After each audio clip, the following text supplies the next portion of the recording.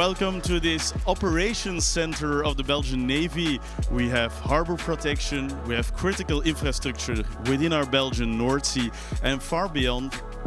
It's really happening today. This morning on the news you could have heard Elsenborn was threatened by 16 drones. Well, it's not only happening on land, it's also happening at sea.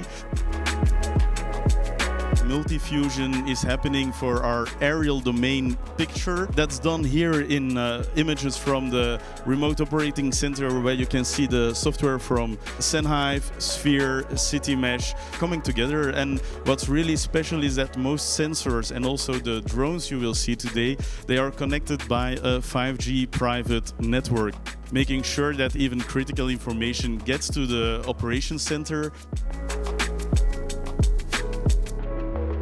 We try to keep freedom of navigation, we deter aggressors, and we maintain security at sea.